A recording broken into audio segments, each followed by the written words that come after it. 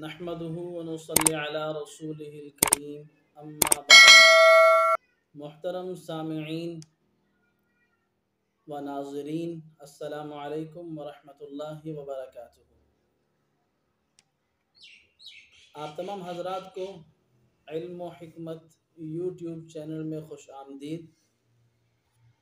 गुज़िश्ता video में हमने औरतों और मर्दों की नमाज के दरमियान पहले फ़र्क का तज़किरा किया था, जिस पर कुछ दोस्तों ने मुत्तले किया कि आवाज़ में कुछ मसला है। इसलिए सोचा कि आज की इस वीडियो में साबका बात को भी दोबारा ज़िक्र कर दिया जाए। तो हमने मुज़ाकरा किया था कि औरतों और मर्दों की नमाज में पहला फ़र्क तकबीर तहरीमा के वक़्त हाथ उठाने की हैअत में है। यानी मर्द तकबीर तहरीमा के वक़्त हाथ कानों तक उठाएंगे, जबकि ख़वातीन अपने हाथ सीने तक उठाएंगी। और इस फ़र्क की जो वजह हमने ज़िक्र की थी, हदीस पाक है हज़रत वाइल बिन हुज्र रज़ी अल्लाह ताला अन्हु से।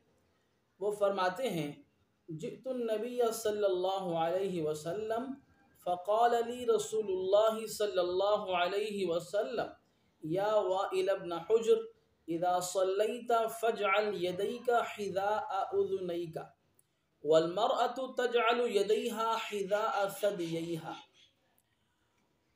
ये हदीस मुबारका मुअज्जम कबीर जिल्द 9 सफ़ा 144 पर, हदीस का नंबर है 17497। ऐसे ही ये रिवायत मजमा ज़वाइद जिल्द 9 सफ़ा 624 पे है, और इस किताब में हदीस का नंबर है 1605। इसके अलावा दीगर कुतुब हदीस में भी ये मौजूद है। इसका तर्जमा ये है, हज़रत वाइल बिन हुज्र रज़ी अल्लाह ताला अन्हु फरमाते हैं, मैं हुज़ूर अकरम सल्लल्लाहु अलैहि वसल्लम की खिदमत में हाज़िर हुआ।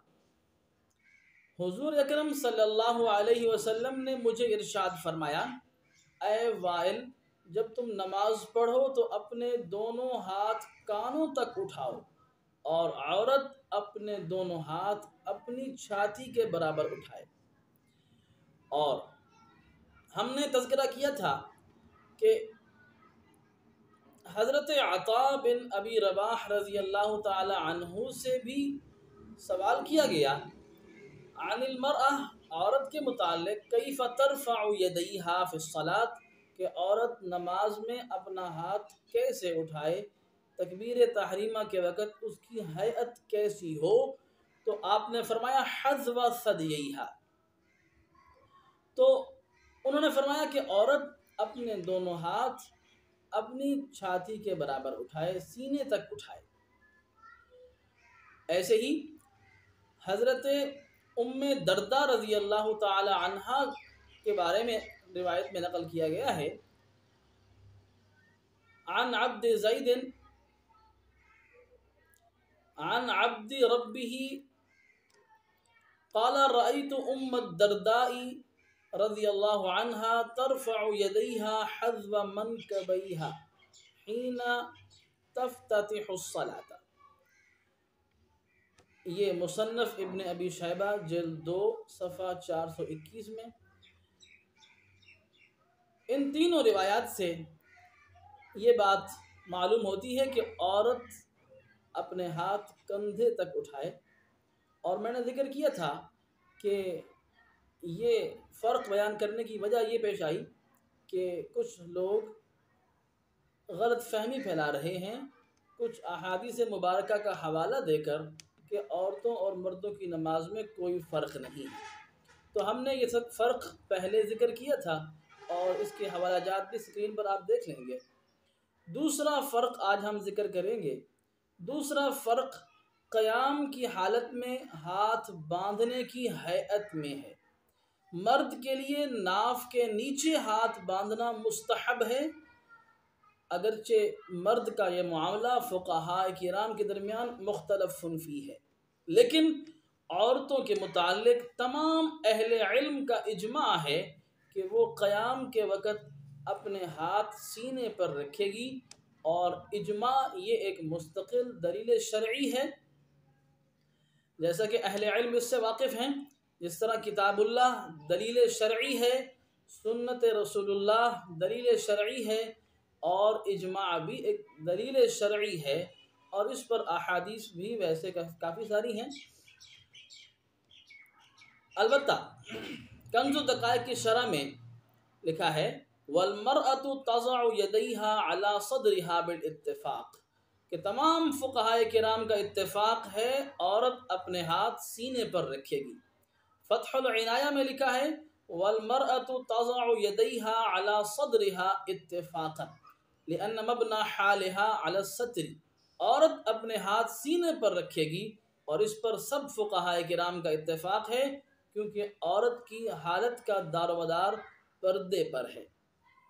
ایسے ہی السعیہ میں لکھا ہے وَأَمَّا فِي حَقِّ النِّسَاءِ فَاتَّفَقُوا عَلَىٰ أَنَّ السُّنَّةَ لَهُنَّ وَضْعُ الْيَدَيْنِ عَلَى الصَّدْرِ لِأَنَّهَا أَسْتَرُ لَهَا، کہ عورتوں کے بارے میں ہاتھ باندھنے کا معاملہ تمام فقہاء کا اس بات پر اتفاق ہے کہ ان کے لیے سنت سینے پر ہاتھ باندھنا ہے، کیونکہ اس میں ان کے لیے پردہ ہے۔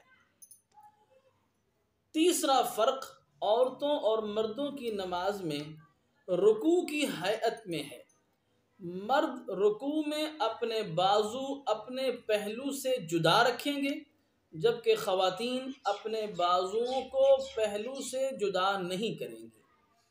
اس سلسلے میں مصنف عبد الرزاق کی ایک روایت ہے عن عطاء قال تجتمع المرأة اذا ركعت ترفع يديها الى بطنها وتجتمع ما استطاعت، عورت سمٹ کر رکوع کرے گی، اپنے ہاتھوں کو اپنے پیٹ کی طرف ملائے گی، جتنا سمٹ سکتی ہو سمٹ جائے۔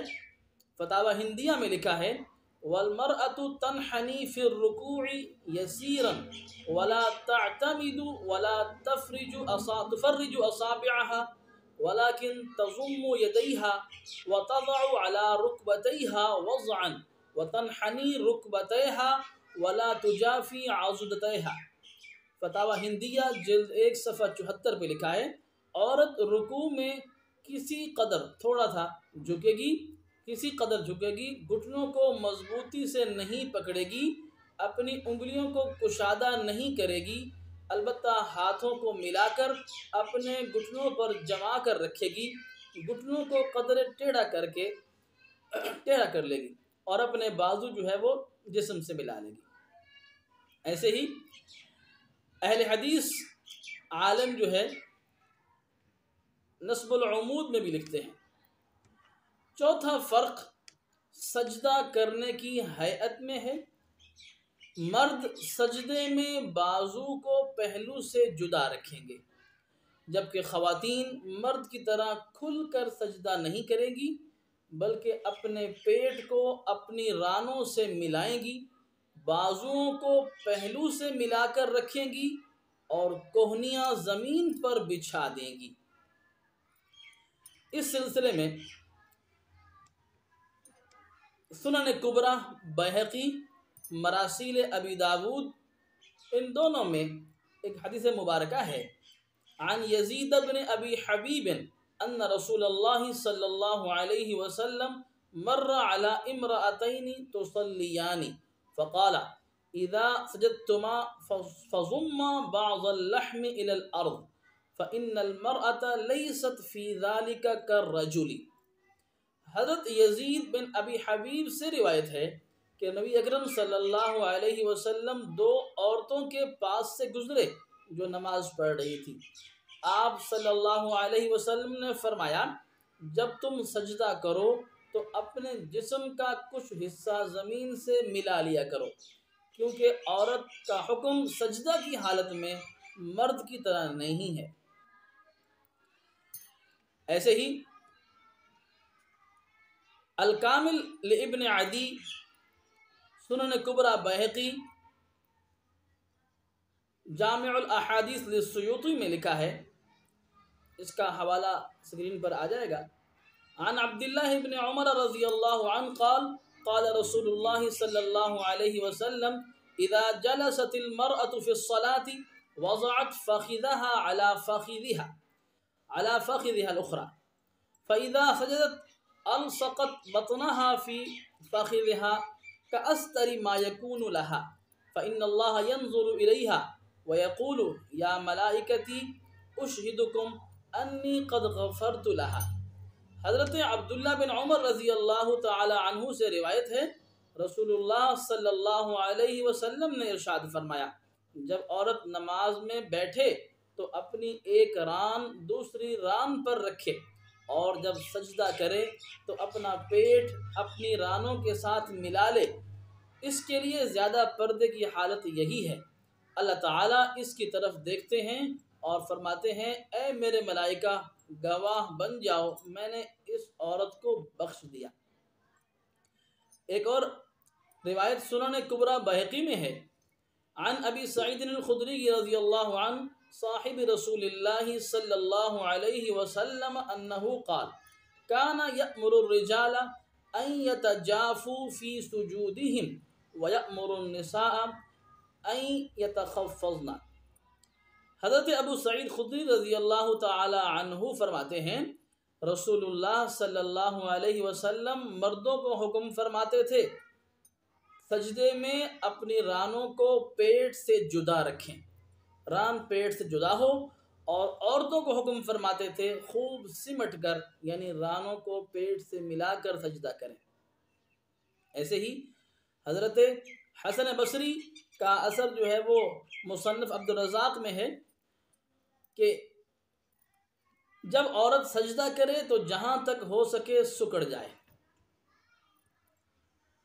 اور اپنی کوہنیاں جدا نہ کرے تاکہ اس کی پشت اونچی نہ ہو۔ ایسے ہی مجاہد رحمۃ اللہ علیہ اس بات کو مکروہ سمجھتے تھے کہ مرد جب سجدہ کرے تو اپنا پیٹ رانوں پر رکھے جیسا کہ عورت رکھتی ہے۔ اس کے علاوہ اور بھی بہت سے مقامات پر یہ فرق ذکر کیا گیا ہے۔ پانچواں فرق سجدے سے اٹھ کر بیٹھنے کی ہیئت میں ہے۔ عورت اپنے دونوں پاؤں دائیں جانب نکال کر سرین کے بل بیٹھ کر